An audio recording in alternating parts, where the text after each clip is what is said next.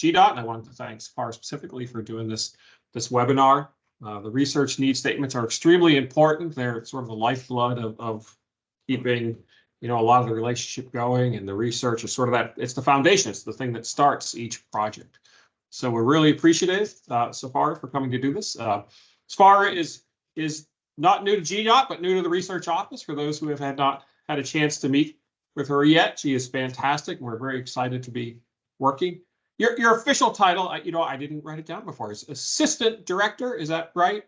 Assistant Director for Assistant Office Head. Assistant Office Head. Yeah. Sorry, I think Director is probably the way we call it in Georgia Tech is. Yes.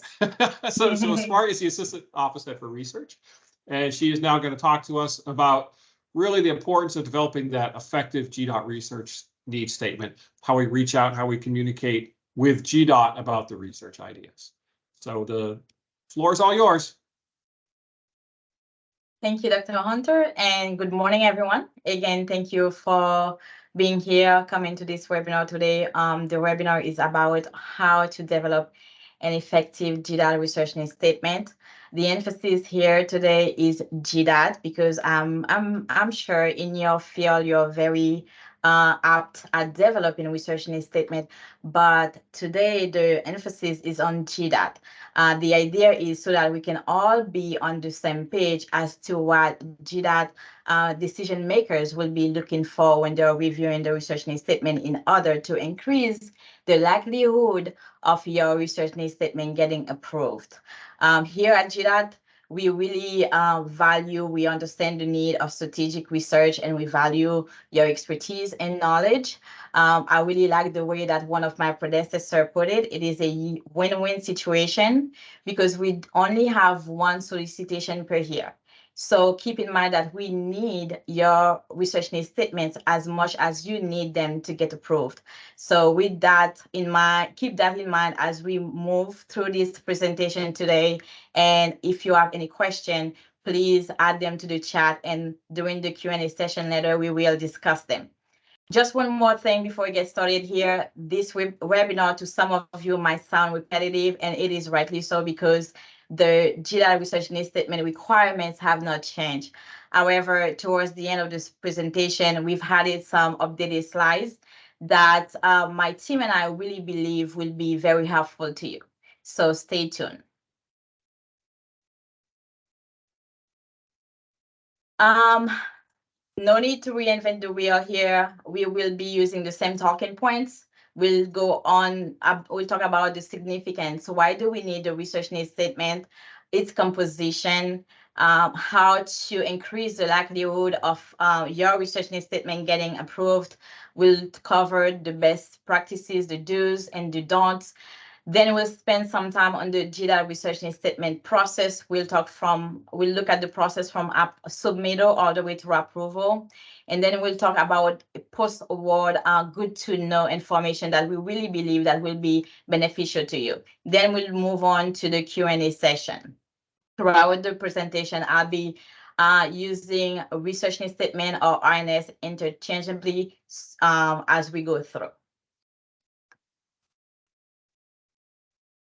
Why do we need the research needs statement? This is the first step towards initiating your research with GDOT, the first step in the door.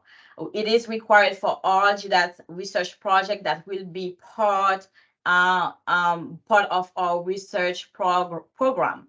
GDOT does support other research nationally and regionally, but this is the GDOT specific needs, the research that will be tailored to meet GDOT specific needs. It is required from both our internal partners. Some of the research needs statement can originate from internal stakeholders, and you all, our GTI external partners. Think of it as a communication tool. This is how you will communicate your research idea to the GDOT decision makers. Now, when we talk about GDOT decision makers, we have different levels. We have the end user's office. We will be covering those a little bit more in detail later, but we have the end user's office. Thinking about the office that will be using that research. And then we have the RTAG, the Research Technical Advisory Group. At GDOT, our tag, we have different groups. We have asset management, mobility, safety, and policy workforce. The other groups are divided into core area of research that are aligned with GDOT strategic priorities. Our tag group, we'll talk about that a little bit more later on as well. Then we have the executive management. Here, the takeaway from this slide, it's a communication tool. Your RNS is a communication tool. When you're writing it, keep the different audiences in mind. Try to refrain from writing it for a specific industry. Think about a more broad transportation audience because you have different people reviewing it. Its composition, the different elements here, they are straight from the guidelines. The guidelines is published on our GTI website and on the GDOT research website. So I will not spend too much time here. We'll go through that quickly. But some of them are already self-explanatory. For instance, the title here, what the takeaway here is to be brief. Don't try to use a title that is too long. Remember, the entire research needs statement has to stay within two pages. So try to be concise, straight to the point to explain what your research will be about. Problem statement is here we're looking for a concise description of the proposed research, what the proposed research is and how you're planning on solving that problem.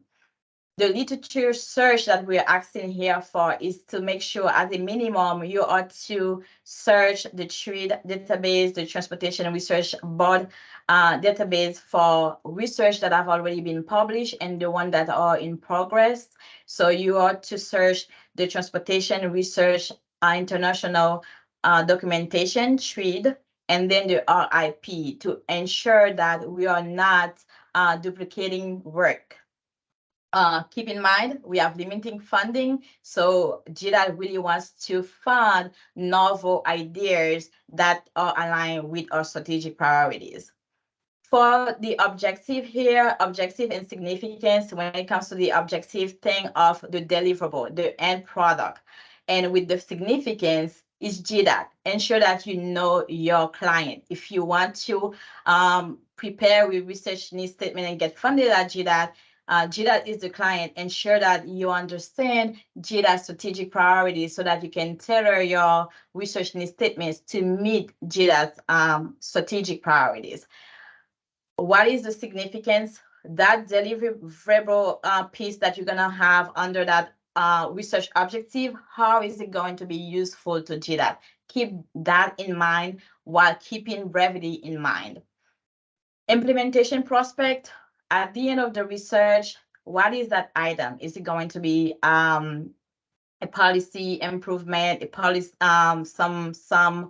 what is that item that we're going to have at the end? As try to clearly detail that out for the decision makers to really understand how that will be useful to GDOT. When it comes to project duration, again, it's in month. Make sure that you have a realistic estimation of your project. At some time if needed, because think that we remember that once that research needs statement is approved, the duration and the cost for that matter will be carried through the project all the way to proposal. You will not be able to change that again. So make sure that you're really taking some time to figure out what is needed, how long it's going to take, and the cost, what is going to cost to get that project developed.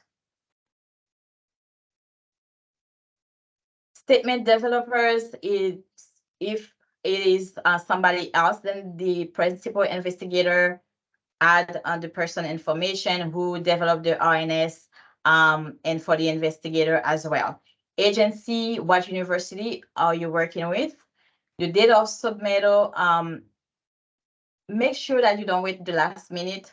We'll talk about the date of the portal later on, but try to be proactive and don't wait for the last minute here. And GDOT supporting offices, as we mentioned earlier, I was going to spend some time here. The office we're looking for here is the supporting office. At the date of submittal, you might not know that that office, you might not have that information. It's fine to, if it's unknown, to put TBD, to be determined, because that our office will do that for you once we receive your research statement. If you don't have one, if you know it, just go ahead and add it. For the technical implementation, the same thing. Should you know it, add it. If not, don't worry, that's not going to be counted against you. When it comes to references, what we're looking for here is not your work references or your academic references, but this is the research, that literature search that you are to conduct. This is the references we're looking for. Remember, when you're doing that literature search, you are looking for things to not only substantiate your stance, substantiate your ideas, but to ensure that we're not duplicating the work. That's what we're looking for here. Confidentiality statement. This is a promise to you that your intellectual property will be safe with us. It will only be reviewed by the minimum needed decision makers at GDOT to ensure that it's being protected. And that statement is provided on the guideline as well. Remember, as you develop everything, stay clear to the point, stay brief, and make sure you are really showing how your idea will support GDOT. The goal of the research, the GDOT research program, is to develop strategic research that will support and improve GDOT operation. Know your partner, know your client, know GDOT strategic priorities so that you can tailor your need to meet GDOT's needs. How to increase your likelihood of getting your research needs statement approved, other than making sure it is aligned with GDOT's priority, is to be clear, concise. We're not looking for a whole research paper, because remember, once we're going through the processes, we'll talk about the offices who will be reviewing. Remember to be clear, brief, and to get your idea across. This is your challenge, to make sure in the couple pages, the 2 pages required, that you can get your idea across. Significance of GDOT, I cannot emphasize that enough, because this is a project for GDOT. Ensure that you understand the needs so that you can tailor yours to meet our needs. And implementation prospect, GDOT is really, GDOT's goal is to develop research that are implementable, not research that will be sitting on the shelf. So if you're already at this point, it is a very great idea to add, to really show that you understand how that research can be implemented and what the impact of this implementation will look like on GDOT's strategic goal and business. Here, I think similarity, when you're doing the literature search, similarities and differences, because you might have an idea that has some kind of, some level of research out there. The decision makers can and will at any time conduct a literature search if they are not already know a research that is similar to yours. This is your time when you're writing your RNS, to make sure that you're doing that literature search, but you're using that to substantiate how your idea is different, how your idea is novel from what is out there. Make sure that you're really emphasizing your idea. How is it different from the existing research? Make sure you have you include a benefit cost ratio in your research statement objective, because quantifiable, like what are the benefit when it comes to cost. Is it going to help GDOT save money, or in what area, how? If this is, at that time, this is not realistic, you can always do a qualitative explanation of the benefit. But make sure that you really focus on that, because that will be looked that will be helpful. Things to avoid here, these are the usual suspects. You have poor, if you have poor editing, spelling errors, and formatting, just remember the first impression is always the lasting one. By spending some time on developing a well written document, you're really showing that you put some time into researching your idea. You've put some time, you really care about your research, and therefore that will come through your document. So make sure you spend some time proofreading it, making sure that everything is on point. The length, again, please keep the length to two pages. 3 is if you absolutely must, but we want 2 pages. 2 pages is what we're looking for.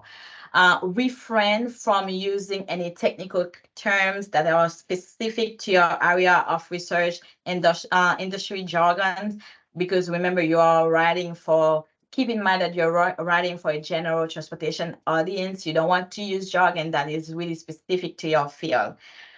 The full-blown literature review, yes, you have to conduct to make sure that we're not duplicating work, but at the same time, this is not a research paper. Do as much as you need, but summarize the finding. Use the finding to your benefits to show similarities and the differences, how yours is different from what is out there.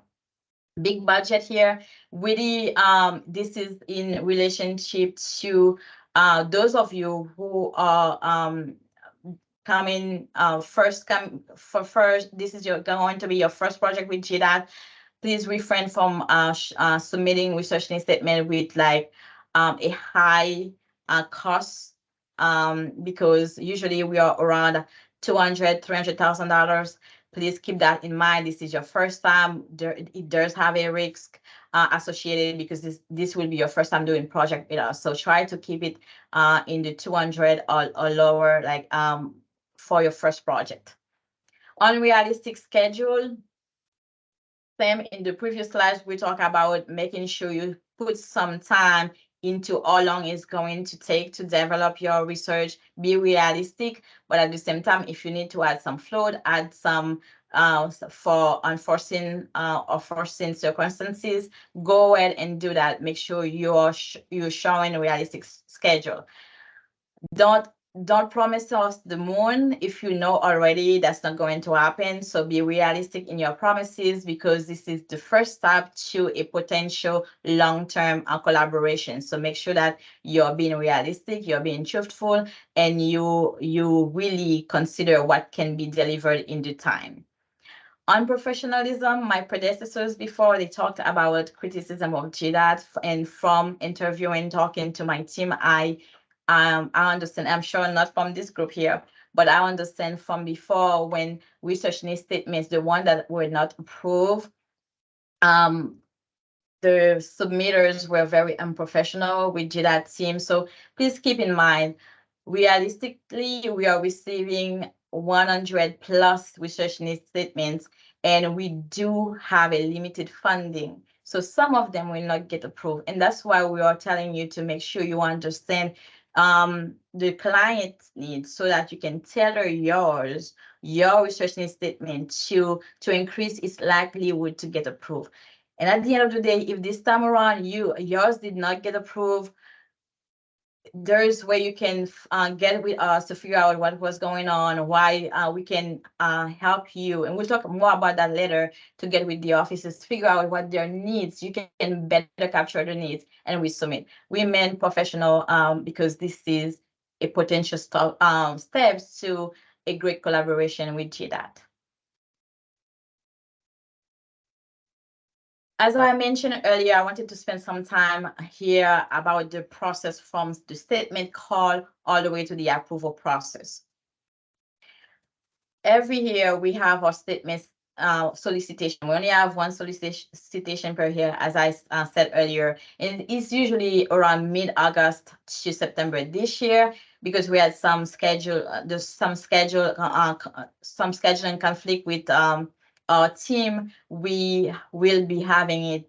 It will start tomorrow. Tomorrow, the portal will start, from what I was told, from 8 a.m. Eastern time, and it will stay open until October 6th, 5 p.m. Eastern time.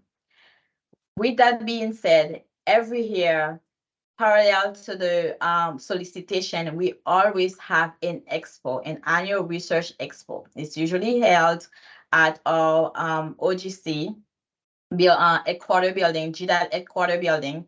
This year, we will have that on September 27th. This is one of the reasons why we kind of like prolong the RNS call all the way to October, because on the 27th, should you come and network with GDOT offices, network with your peer about research? If you had a question, you want to make sure you take back their input to your RNS before submitting it. That's why we prolonged it, so you can have the time to do that and then submit it. With that being said, please don't wait October 6th to submit. And also, you don't have to wait after the 27th when we have the expo to submit. You can feel free to submit anytime from tomorrow until before it's closed. Once we receive the RNS from Dr. Hunter's team, our GTI partners, our office, the research office, will pre-screen. Here, the pre-screen is really review it to figure out which end office to send it to. This is exactly what I was saying earlier. If you don't know at the time of submittal, you don't have a end office, end user office, don't worry about it, because we will do that too. So if you don't know, we will find an office for you and send it to the office. Now, once we send it to the end using office, the office will review and figure out, do they meet your RNS meet their needs? They will rate it based on order of interest. So from 1 to 5, based on order of interest. Then the end using office will send it to our RTAG. Remember, we have our RTAG. We have the groups are divided into asset management. If your RNS is really tailored for asset management, it'll go to that group. We have mobility, safety, and policy workforce. So the RTAG members, the subject matter expert in the specific core area of research of GDOT. The RTAG members, when we're reviewing the RNS, will have two hats. They will review to make sure that it is aligned with GDOT's strategic goal, but also will review with funding in mind. Based on priority, they will take in account funding into account. Once we have that final list, it will move to the RAC. The RAC is the Research Advisory Committee. This is GDOT executive leadership. That committee is chaired by our chief engineer, Meg Perko, and the other members are GDOT's division directors.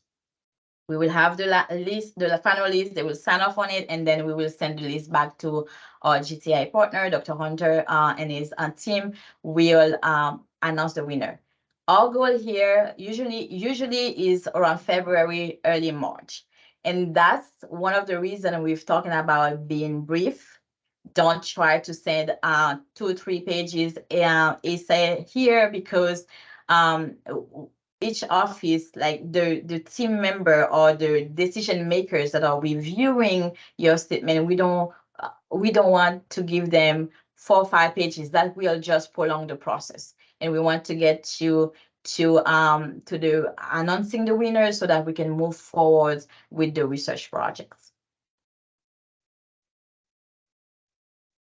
We wanted to add, my team and I, we talked based on what we've seen, what was seen before in prior years. We wanted to add a post-award good to know slides here.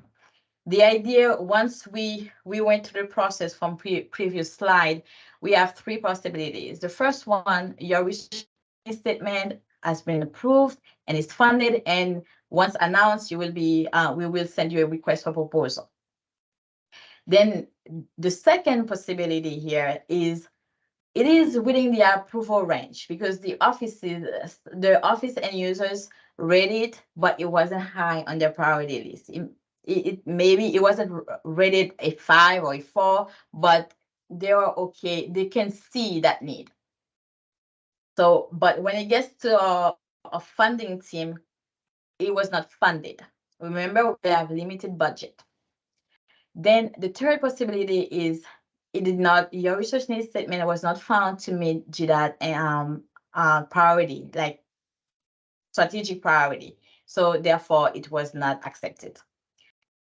Two things here, like for number 2 and number 3, we will encourage you. If you were not among the list of winners, feel free to reach out, and then we'll figure out. We'll let you know where your research needs statement fell. Was it number 2 or number 3? If it's number 2, and both for number 2 and number 3, we will be more happy than happy. My team will be more than happy to collaborate with you to help you have a sit down, a meeting with the hand using office to figure out to really better capture their needs, so that the following year, if you're submitting a research need statement, that research need statement can really reflect their needs better. For number 3, please do not repackage and resubmit, because it's already been determined that did not meet our requirement. But you can definitely, we encourage you to have that dialogue with the end user offices, so that you can figure out, okay, what they're looking for, how you can best help them, so that if you resubmit, you have better chances of getting approved. With that being said, that's all I have for you today. I do thank you for your attention, and we will open the floor to a Q&A, to our Q&A session.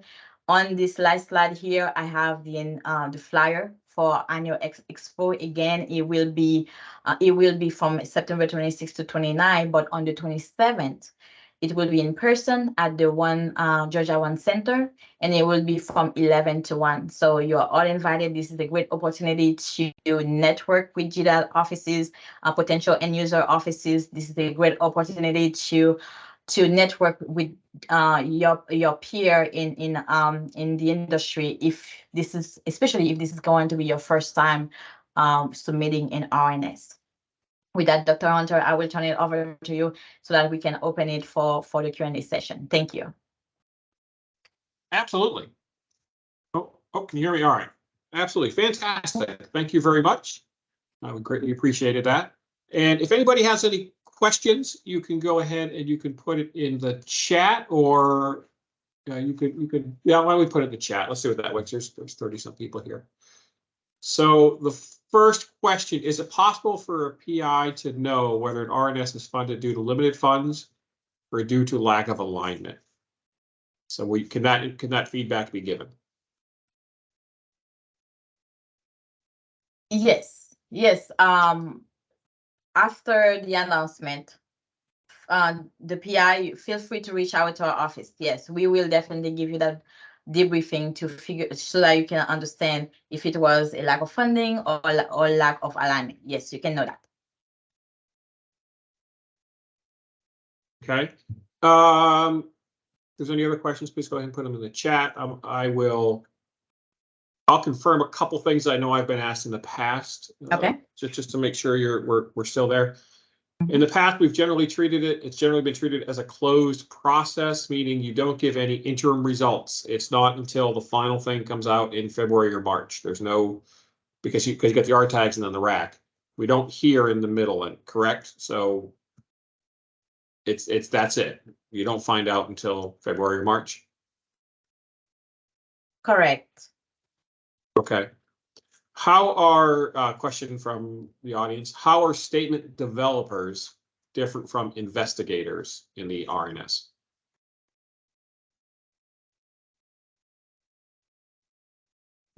To me, in my opinion, this is really on your side, on your hand.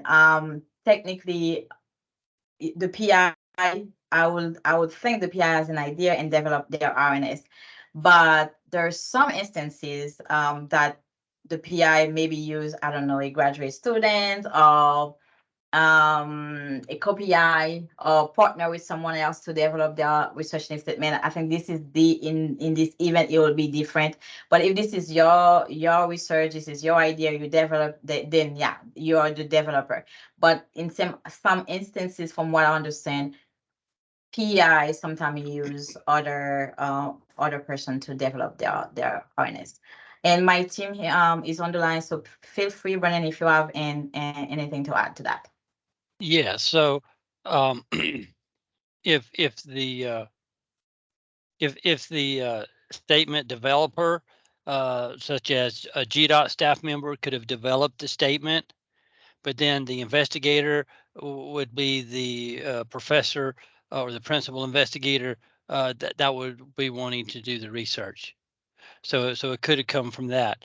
And then just as far I was saying, you could have had a grad student put it together, or you could have had a another professor, two professors might be going in together. One may have developed a statement, and then there may be another professor who may be very fluent in the particular topic that wants to be the main investigator.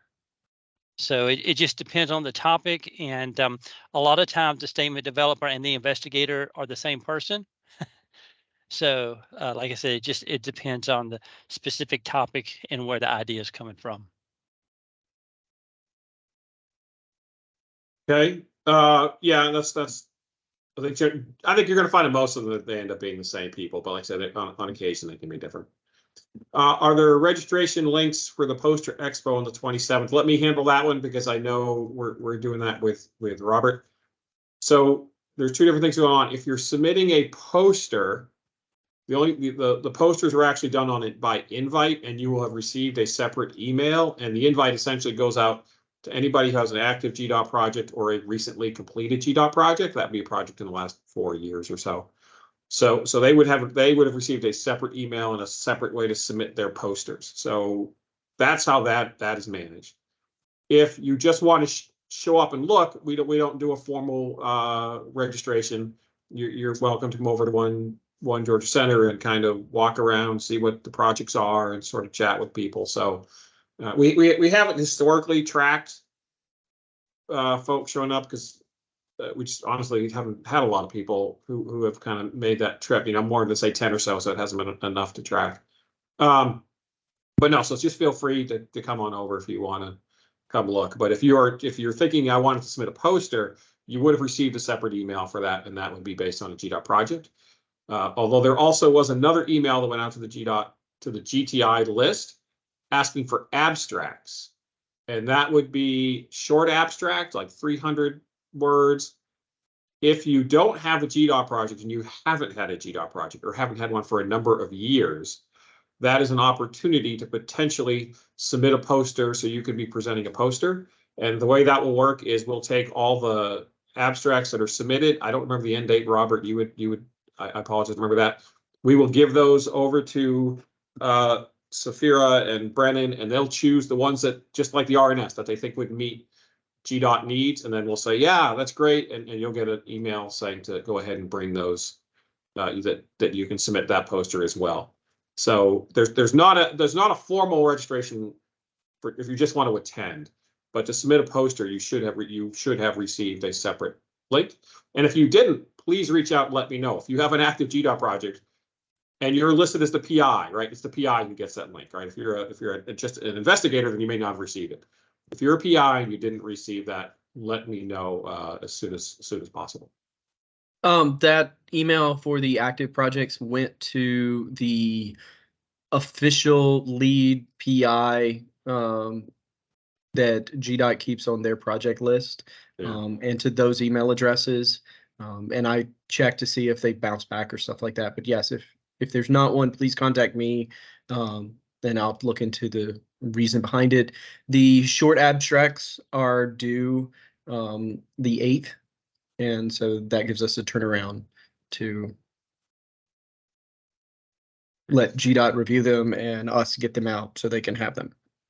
So the next question, do the references count in the 2-page limit? So I would say yes. But I mean, you don't need 2 pages worth of references. Hopefully, you'll just use the main references in the RNS. And obviously, once if it makes it to becoming to where it turns into a proposal, then of course the reference list would expand from there and be larger. But I would like to add to what Brennan said. If your core RNS is the 2 pages, and then it carried over to an additional page just for reference, it's just references that will not be counted against you.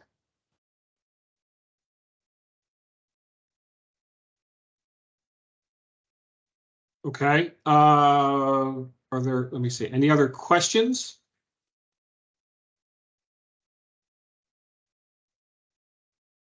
Okay. Other things I know, certainly joint projects have been encouraged between universities. So there's often projects will have multiple universities. That's a great thing to do.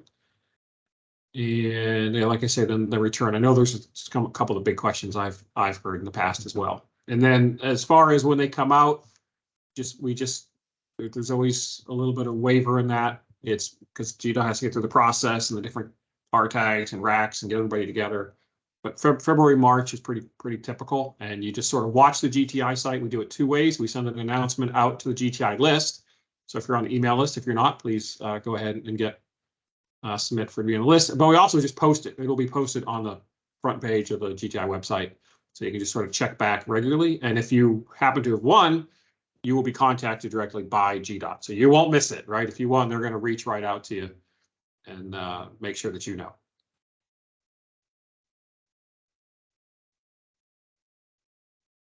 Any other questions? Well, all right. So I think this is fantastic. Again, I really do appreciate the time of Safira and Brendan and the folks from GDOT. And I know it's a lot of effort to put these presentations together. Anybody, if you have any other questions, if anything comes up to you want, please feel free to reach out to GDOT directly. If you want, also you can send the question to myself or Robert, and we'll make sure to forward it on to GDOT. But yeah, as a process starts, please go ahead and send those out. And to say we're planning on turning the site on tomorrow, so this is going to be going. This is going to be on for a full month, so we have plenty of time. Yes. All righty. Well, thank you so much, and we'll talk to you all later. Thank you everyone for attending.